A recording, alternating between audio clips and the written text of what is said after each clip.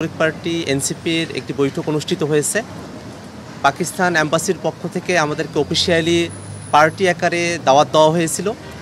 আমরা জাতীয় নাগরিক পার্টি এনসিপির তরফে 7 সদস্যের একটি প্রতিনিধি দল পাকিস্তানের ডেপুটি প্রাইম মিনিস্টার ইশাক দারের সঙ্গে আমরা সাক্ষাৎ করেছি। বাংলাদেশ এবং পাকিস্তানের বিষয়ে আমরা কথাবার্তা বলেছি।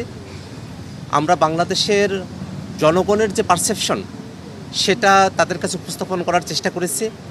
জাতীয় নাগরিক পার্টি এনসিপি মনে করে বাংলাদেশে বিগত সময়ে পাকিস্তান এবং বাংলাদেশের মধ্যকার যে শত্রুভাবাপন্ন সম্পর্ক ছিল সেখান থেকে উন্নতির সুযোগ রয়েছে এবং সেক্ষেত্রে বাংলাদেশের জনগণের যে পারসেপশন সেটাকে সব থেকে বেশি সেন্সিটিভ আকারে আমাদের বিবেচনায় রাখতে হবে।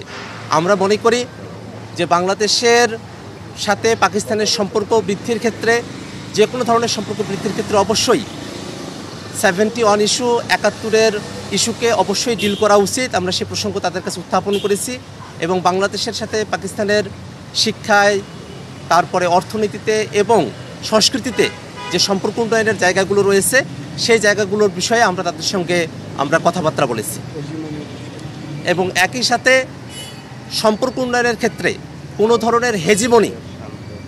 ধরনের হেজিমনি যাতে কাউকে প্রভাবিত না করে, কোনো ধরনের বিগ ব্রাদার সুলভ যে আচরণ সেটা গোটা দক্ষিণ এশিয়া নিয়ে আমাদের যে চিন্তা যে গোটা দক্ষিণ এশিয়ায় আমরা যেসব প্রতিবেশী দেশগুলো রয়েছি তাদের মধ্যকার সম্পর্ক হবে ভ্রাতৃত্বের এবং তাদের মধ্যে কোনো ধরনের হেজিমনি, কোনো ধরনের আগ্রাসন, কোনো ধরনের আধিপত্যবাদী মানসিকতা থাকবে না।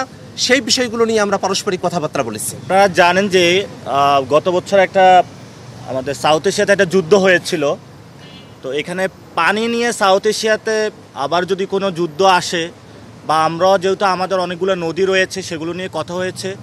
যেহেতু নদীমাতৃক দেশ, আমাদের নদীগুলো কিভাবে ভালো থাকতে পারে এবং পাকিস্তানও যে এক্সপিরিয়েন্সের মধ্য দিয়ে গিয়েছে সেটা আমরা তাদের সাথে শেয়ার করেছি এবং ওনারা একটা জিনিস আমাদেরকে বলেছিলেন, গত 15-20 বছরে তারা অনেকভাবে চেষ্টা করেছিল। পাকিস্তানে কিন্তু ফার্মাসিউটিক্যাল সেক্টরের ম্যাটেরিয়ালসগুলো অনেক ভালো, কিন্তু সেটা অনেক তারা চেষ্টা করেছিল আমরা যাতে বিল্ডিং রিলেশনশিপ করে আমাদের ফার্মাসিউটিক্যাল সেক্টরের যারা কস্টটা কমিয়ে আরও বেশি পরিমাণে আমরা এক্সপোর্ট করতে পারি, কিন্তু সেই সুযোগটা আমাদের দুই দেশের মধ্যে হয় নাই।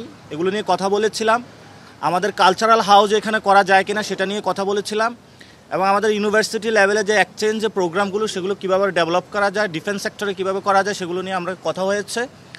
তো আমরা আমাদের যে 71 ডিলের যে ইস্যুটা আছে সেটা যেমন রয়েছে তেমনিভাবে এই দুইটি দেশের মধ্যে গণ অভ্যুত্থানের পরে 24-এর পরে কিভাবে হলো বাংলাদেশের সাথে অন্য দেশের ফরেন পলিসি হবে এটার বড় একটি আজকে মিটিং হয়েছে এবং সেটাতে আপনারা দেখেছেন পাকিস্তানের ফরেন মিনিস্ট্রির সাথে।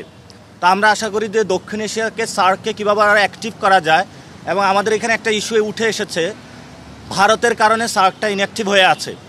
সো আমরা পাকিস্তানের সাথে এই বিষয়ে কথা বলেছি। পাকিস্তানও অলসো দ্য নিউক্লিয়ার স্টেট, সেখানে পাকিস্তানেরও অনেক এই সাউথ এশিয়াতে প্রভাব রয়েছে। কিভাবে সার্ককে অ্যাক্টিভ করা যায়, অর্থনৈতিক জায়গায় আমরা কিভাবে প্রসপেরিটি নিয়ে আসতে পারি সে বিষয়ে কথা হয়েছে। তাদেরকে বলেছে 71 ইস্যুটা দ্রুত সলভ করা উচিত। তারা বলেছে তারা এটাতে অগ্রগামী এবং দে আর রেডি।